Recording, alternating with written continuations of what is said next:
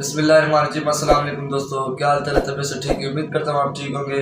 अल्लाह के करम और फजल से आपकी दुआओं से मैं भी ठीक हूँ। मेरा नाम है फरहान हैदर, आप देख रहे हैं यूट्यूब चैनल शाकिर अब्बास आज़ादारी। तो आज फिर एक नई वीडियो लेके आया हूँ। इसका लिंक जो रहेगा वो नीचे रहेगा, आप जाके ज़रूर इसको चेक कीजिएगा। ये भी एक मौजूदा टीवी की मतलब एक वीडियो है, मतलब मौजूदा टीवी 2, उसमें ये वीडियो आई है। और ये वीडियो है एक नामिर के बारे में, मतलब कि इंडिया की वीडियो है। एक ये वाक़या सच्चा वाक़या है कि मंदिर में एक वाक़या है। तो पहले इसको सुन लेते हैं, देख लेते हैं, बाकी जो भी बात है वो बात करते हैं। मौजा टीवी ऑफिशियल के मोहतरम देखने और सुनने वालों, अस्सलाम वालेकुम। प्यारे दोस्तों, हिंदू आज भी इस जदीद दौर में देवी देवताओं और उनसे जुड़ी अजीब रस्मों और अजीब अकीदों पर यकीन रखते हैं। दोस्तों, आज हम आपको भारत के एक गांव का बड़ा ही अजीब मगर सच्चा वाकया सुनाने वाले हैं।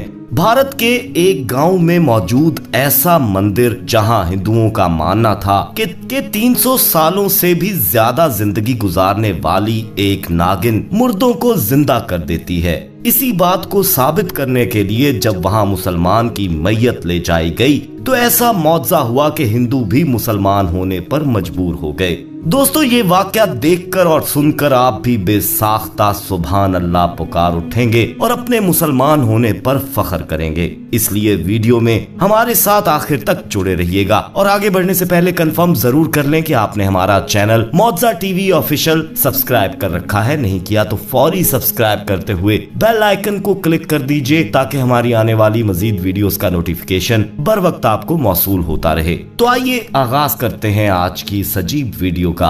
मोहतरम दोस्तों, भारत में बिहार का एक ऐसा गांव है जहां एक नागिन को देवी मानकर पूजा की जाती थी।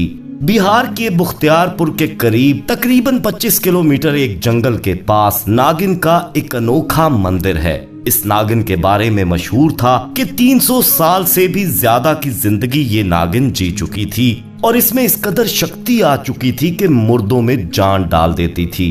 गांव वालों का ये कवी अकीदा था कि जिसकी पूजा से ये इच्छाधारी नागिन खुश हो गई तो बस उसके समझो दिन ही फिर गए, उसकी जिंदगी में खुशी आ जाती थी। इसी गांव में एक बहुत पुराना घराना था जो इस नागिन से मंसूब करिश्मे और कहानियां नस्ल दर नस्ल लोगों को सुनाता आया था और नस्ल दर नस्ल इस घराने के मर्द नागिन के मंदिर के पुजारी रहे थे और इस मंदिर की देखभाल करते थे। वो ये कहानी सुनाया करते थे कि सालों पहले हमारे खानदान से एक बहन भाई जो यतीम हो गए थे। बहन 16 साल की और उसका भाई 14 साल का था। माँ बाप के मरने के बाद भाई कहीं मेहनत मजदूरी करने लगा।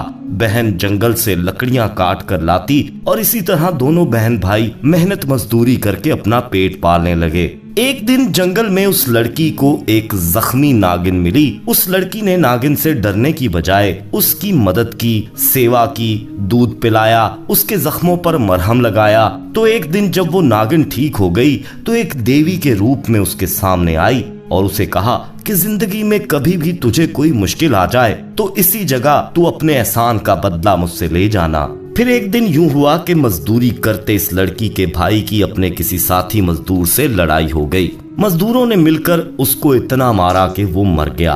किसी ने बहन को बताया कि तुम्हारे भाई की लाश लहूलुहान जंगल के पास पड़ी है। बहन ने जब देखा कि मेरा भाई तो मर चुका है, वो लोगों की मदद से उसे उठाकर जंगल में उसी जगह आ गई जहां नागिन ने उसे बोला था कि जब मुश्किल पड़े तो अपने एहसान का बदला मुझसे ले जाना। कहते हैं उस लड़की ने नागिन को पुकारा कि मेरा इकलौता सहारा लोगों ने मुझसे छीन लिया है, मेरी मदद कर। कहते हैं दोस्तों कि नागिन नमूदार हुई और देवी के रूप में आकर बोली कि तुम्हारा भाई सही सलामत सो रहा है, इसे जगाओ और अपने घर ले जाओ। उसने भाई को जगाया तो वो गहरी नींद से बेदार हो गया। बस इसी वाक़े के बाद गांव वालों ने वहां नागिन का मंदिर बना दिया और उसकी पूजा करने लगे। इर्द गिर्द कई गांव वालों को भी इस वाक़े की खबर मिली तो लोग दूर दराज से आकर मंदिर में नागिन की पूजा करने लगे। सैकड़ों सालों से ऐसे कई करिश्मे नागिन से मंसूब हो चुके थे और लोग मानते थे कि वाकई ये नागिन मरे हुए लोगों को जिंदा कर देती है।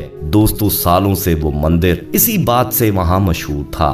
फिर दोस्तों यूं हुआ कि एक दिन अल्लाह के एक नेक बुजुर्ग का उस गांव के करीब गुजर हुआ तो उन्होंने वहां गांव में एक मस्जिद आबाद की। तब मुसलमानों की तादाद बहुत कम थी, ये कह लें कि गिनती के चंद मुसलमान वहां आबाद थे। मस्जिद आबाद हुई तो हिंदुओं ने एतराजात शुरू कर दिए, मुसलमानों को धमकाना शुरू कर दिया। नागिन के अजाब से, उसकी नाराजगी से मुसलमानों को डराते।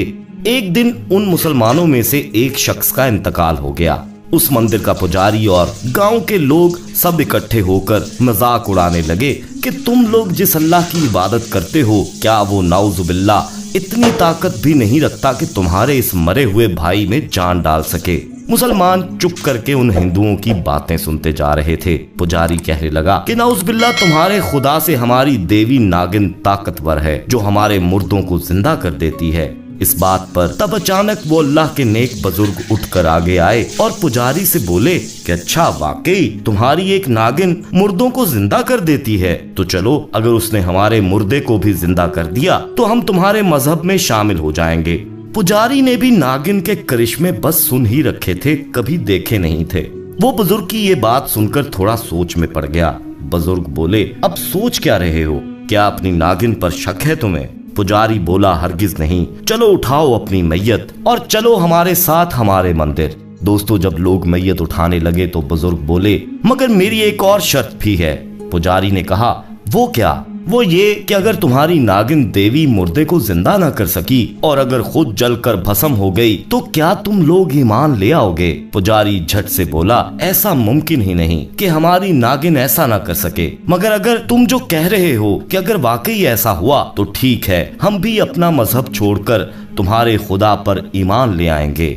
दोस्तों मुसलमानों और पुजारी के बीच इस चैलेंज की खबर जंगल की आग की तरह हर तरफ गांव में और इर्द गिर्द के गांव में भी फैल गई। लोगों की एक कसीर तादाद उस मंदिर के गिर्द इकट्ठी हो गई। मुसलमान मैयत उठाकर मंदिर के सामने ले आए जहां एक नागिन की मूर्ति तराशी हुई रखी थी और जिसकी लोग पूजा करते थे।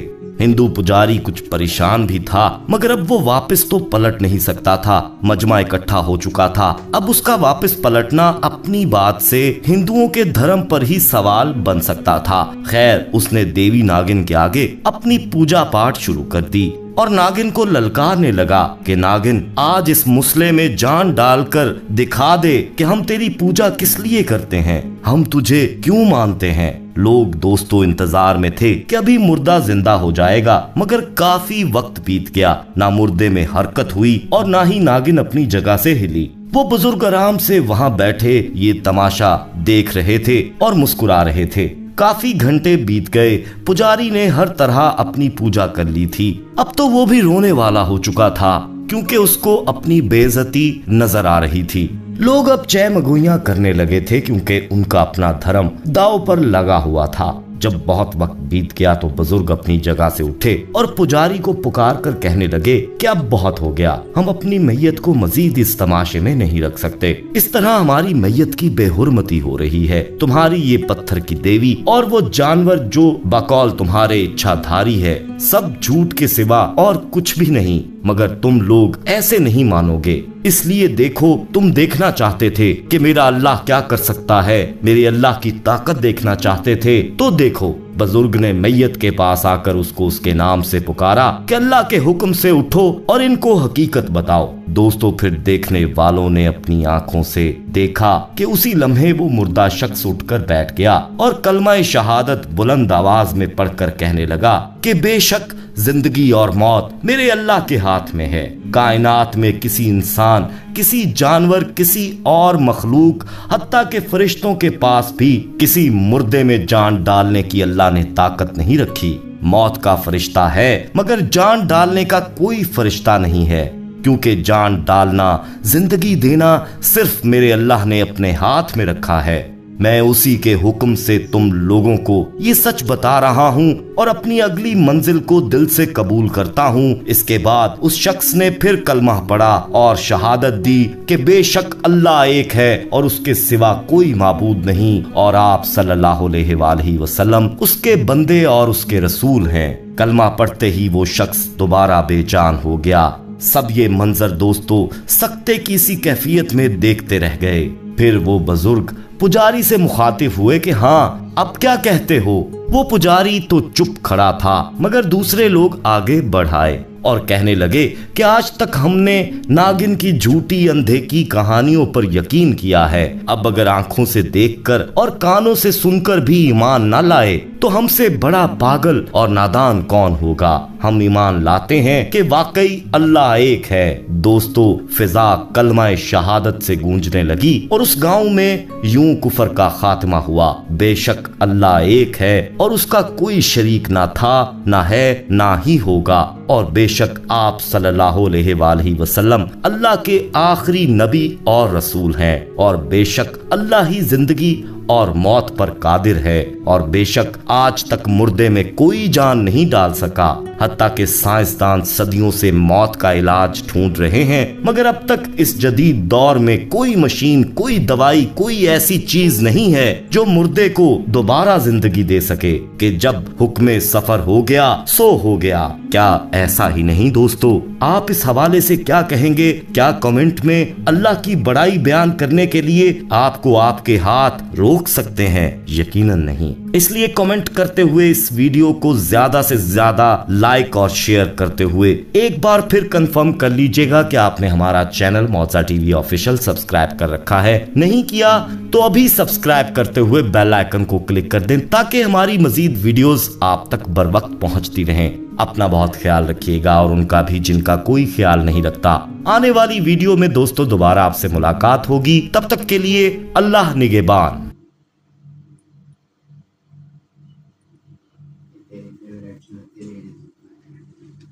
तो देखा दोस्तों, आपने ये कहानी आपने कितनी सुनी है और कितना सच और कितना झूठी है आपने साफ ही आपने सुन लिया है साथ में। और दोस्तों देखा आपने कि ये तो सारा बकवास ही होता है। ये हिंदू का ये बुत पूजा वगैरह सब ये बकवास ही होता है।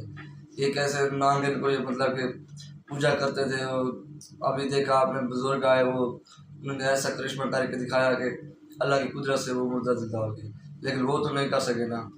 तो उम्मीद करता हूँ आपको ये वीडियो अच्छी लगेगी। अगर हमारी वीडियो अच्छी लगे तो हमारे चैनल को सब्सक्राइब कर दें, बेल आइकन प्रेस कर दें ताकि हर आने वाली वीडियो की नोटिफिकेशन आपको बर वक्त मिलता रहे। मिलते हैं किसी नेक्स्ट वीडियो में, तब तक के लिए अल्लाह हाफिज़।